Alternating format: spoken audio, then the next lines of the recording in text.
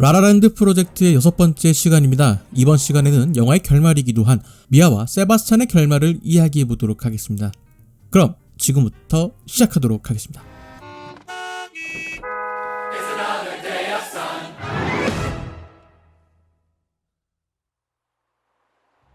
세바스찬의 권유로 인해서 미아는 마지막이 될 수도 있는 오디션을 보기 위해 왔습니다.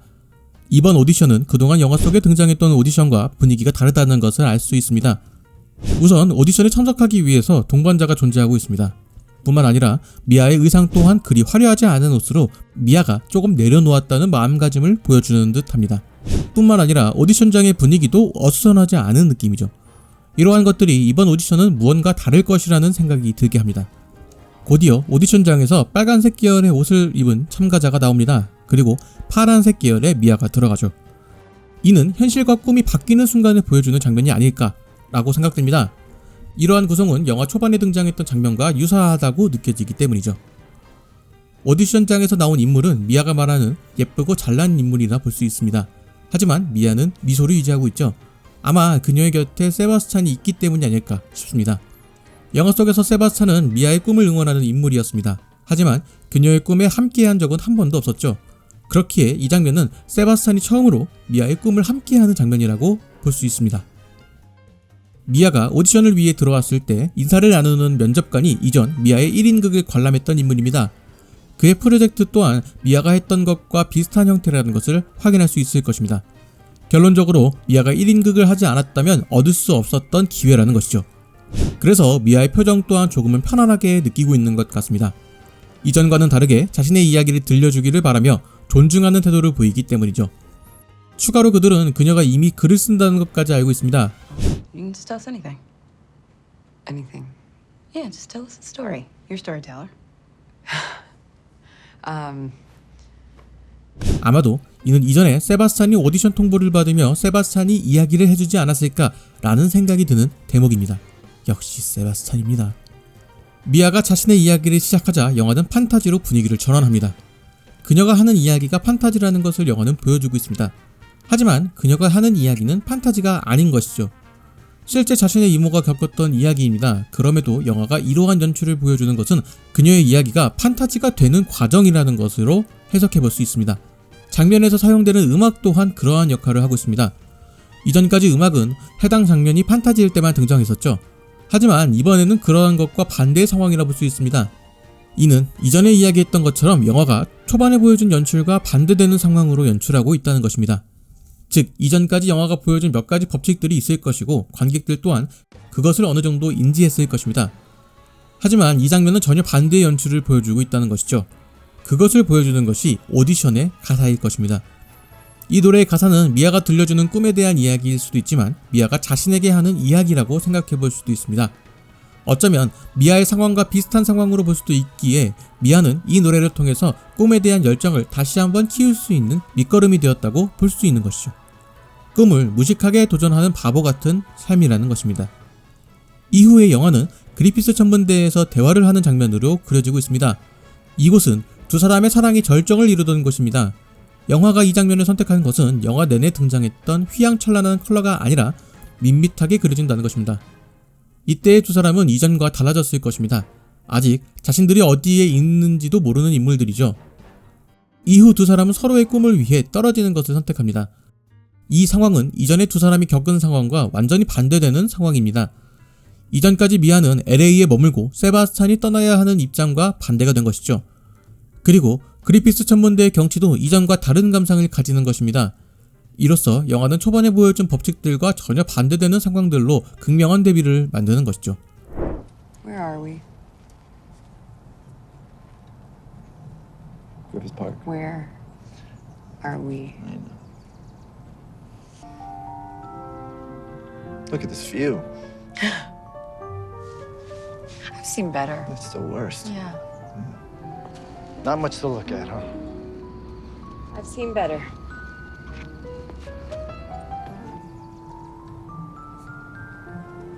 I've never been here during the day. 그리고 그를 통해서 영화의 주제를 명확하게 할 수 있습니다. 영화 초반에 등장했던 화려한 컬러는 두 사람이 사랑하기 때문에 등장했던 컬러와 달리 두 사람이 꿈꾸는 환상이 걷어지고 현실의 색이 등장한다는 것이죠. 그리고 두 사람이 서로에 대해 이해하게 되었을 것입니다. 그것을 단적으로 보여주는 것이 세바스찬이 미아에게 파리의 재즈가 좋다고 이야기하는 부분이죠. You're gonna be in Paris. Good jazz there. And you love jazz then. Right? Yes. 그리고 푸른 하늘과 함께 계절을 알리는 자막이 등장합니다. 하지만 이는 가짜 하늘이었고 시간의 경과도 멀지 않은 시간이 아닌 5년 후라는 이야기가 나옵니다. 이는 영화가 관객들을 속이는 장면이라고 생각해봅니다. 영화상 크로스페이드는 멀지 않은 시간대의 이동을 보여줄 때 사용하는 효과입니다. 이야기의 흐름은 유지하되 시간의 경과를 보여주는 효과인 것이죠. 그렇기에 이 장면은 보이는 그대로 해석하면 오디션의 결과가 나올 때쯤의 시간대라고 생각하게 된다는 것입니다. 하지만 영화가 보여준 하늘도 가짜였고 시간의 흐름도 5년이라는 시간이 흘렀습니다. 이는 영화가 관객들에게 꿈에서 깨라는 이야기를 하는 것이 아닌가 생각합니다. 즉 이제부터 현실의 이야기를 보여줄 것이라는 것입니다. 그것을 파악하지 못하고 배우로 성공한 미아의 모습과 자신의 클럽을 차린 세바스찬의 모습을 보면서 행복한 결말을 맞이했다고 생각했습니다. 하지만 이후에 등장하는 장면에서 미아가 다른 남자와 키스를 하는 장면이 등장하며 영화 내내 기대했던 미아와 세바스찬의 사랑이 모두 숲으로 돌아갔다는 것을 알게 됩니다. Hi. How was your day? Good. 이는 영화가 철저하게 의도한 점이라는 것이 저의 생각입니다. 그리고 이러한 점이 이 영화가 관점에 따라 다르게 해석되는 이유이기도 합니다. 꿈에 대한 성장 영화로 본다면 감독이 의도한 것처럼 상당히 행복한 결말이라는 것입니다. 하지만 두 사람의 사랑이 중심이 되는 멜로 영화로 본다면 두 사람이 불행한 결말을 맞이했다고 생각할 수 있는 것이죠. 영화는 영리하게도 이들의 꿈이 이루어지는 장면을 먼저 배치하여서 관객들 모두에게 행복한 결말을 맞이하는 것처럼 보였다는 것입니다. 그렇기에 영화를 보는 분들이 이들의 꿈이 이루어지는 장면에서 기뻐했다면 이 영화를 성장 영화로 보고 있었다는 의미로 받아들일 수 있을 것입니다. 하지만 그 행복보다 배신감이 더 많이 들었다면 두 사람의 사랑 위주로 봤다고 할 수 있을 것입니다. 그리고 이들의 변화를 보여주는 장면들이 등장합니다. 집과 주변 환경이 많이 달라진 것을 알 수 있죠. 특히나 세바스찬이 미아의 사진 앞을 지나가면서 눈길을 주지 않는 것도 변화했다는 것을 알 수 있는 부분일 것입니다. 미아에게도 변화가 생겼습니다. 남편과의 대화를 통해서 이들이 공연을 보러 간다는 것을 알 수 있습니다. 이번 공연을 놓치면 뉴욕에서 보자는 이야기를 하죠. What if we miss this? What do you want to tell Natalie? We can just see it back in New York. Okay. 과거 미아가 자신의 공연을 못 봤던 세바스찬에게 했던 반응과 대비되는 모습입니다. Just tell me how it went. How was it? Don't help me. I'm sorry. I'm sorry I You're was too sorry. quick. I'm You're sorry I sorry. didn't come. You're sorry. You're sorry. I'm gonna make it up to you. I don't blame you for It's not wanting- over.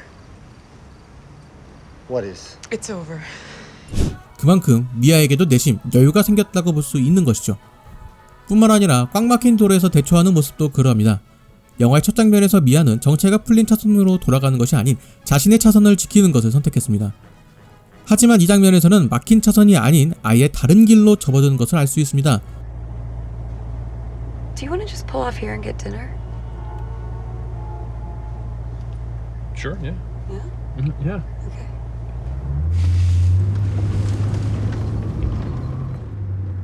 더불어 계획하고 있던 일에 대해서도 새로운 의견을 제시합니다.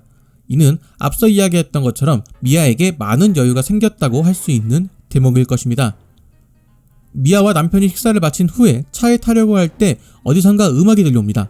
이는 영화의 초반 미아가 음악을 듣고 이끌렸던 것과 비슷한 구성이라 볼 수 있습니다. 다만 그 인물이 미아가 아니라 그녀의 남편이라는 점이 달라진 점일 것입니다.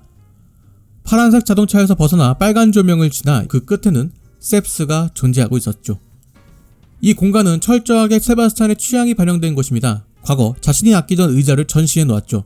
하지만 클럽의 이름은 치킨코치가 아닌 셉스인 것을 보면 그에게도 많은 변화가 있었다는 것을 알 수 있습니다. 혹은 미아가 오기를 기다렸던 모습이라 볼 수도 있을 것입니다. 그리고 이곳으로 그녀를 이끈 것이 그녀의 남편이라는 점이 신선하게 다가옵니다. 이는 세바스찬의 음악이 대중에게도 어필할 수 있다는 작은 이야기가 아닐까 생각해봅니다. 그리고 영화에서 가장 묘하게 느껴지는 장면이 등장합니다. 이들의 표정은 마치 세바스찬이 더 메신저스 밴드 활동을 할 때와 비슷하게 느껴집니다. 세바스찬을 바라보는 미아의 표정은 어딘지 모르게 불안해 보입니다. 하지만 세바스찬은 그녀를 발견하고 조금 당황한 듯 하지만 금세 미소를 띄어봅니다. 그리고 미아에게 이야기하는 듯 이야기를 꺼냅니다. Welcome to Seb's. 아직까지 미아의 표정은 왠지 모르게 불안해 보입니다. 그리고 영화는 이들에게 핀 조명을 주어 새로운 판타지를 시작합니다. 그것은 영화의 가장 하이라이트라 부를 수 있는 마지막 프롤로그일 것입니다. 사실 이 프롤로그는 순간의 상상을 영상화한 모습이라 볼 수 있을 것입니다. 만약 이들의 모든 것이 계획대로 흘러갔다면 어땠을까 하는 상상을 바탕으로 영화가 만들어낸 상상의 장면인 것이죠. 두 사람의 사랑이 성공을 하고 미아의 1인극도 성공을 하고 세바스찬은 자신이 원하는 재즈를 하며 행복한 나날을 보내죠. 그렇게 두 사람이 함께 할리우드로 향하고 많은 사람이 지켜보는 가운데 미아는 성공적으로 오디션을 마칩니다. 이후 두 사람은 함께 파리로 향하며 세바스찬은 파리의 재즈와 함께하며 미아는 영화 촬영을 합니다. 그리고 이들의 춤이 등장합니다. 이는 이전의 그린피스 천문대에서 하늘로 올라가 춤을 추는 장면과 대조되는 장면일 것입니다. 이전에 CG를 사용했던 것과 달리 이곳은 모두 실제 제작한 세트로 CG가 하나도 들어가 있지 않은 장면이죠. 이후에 등장하는 이야기는 영화로 제작된 영상들을 이들이 지켜보는 것으로 연출하고 있습니다. 이는 가상의 이야기라는 의미일 것입니다.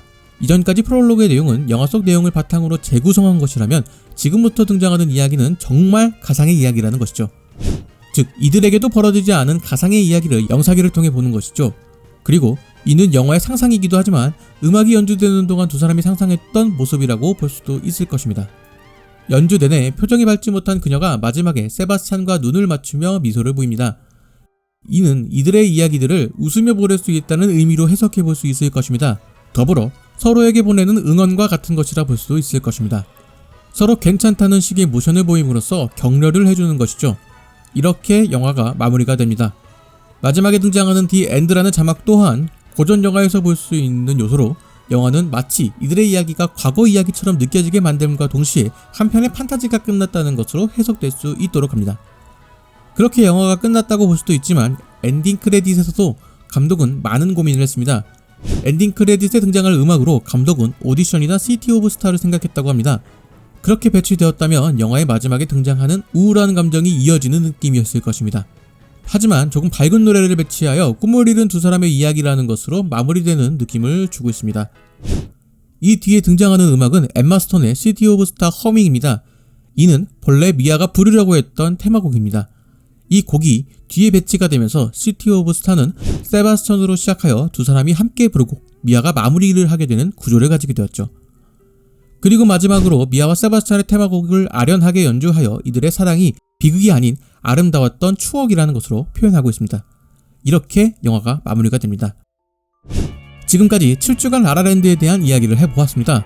그럼에도 아직 못다한 이야기가 조금 남아있는데요. 이 이야기는 다음 주에 풀어보도록 하겠습니다. 영화에 대한 이야기와 흐름상 하지 못한 이야기들에 대해서 돌아오도록 하겠습니다. 그럼 안녕히 계세요.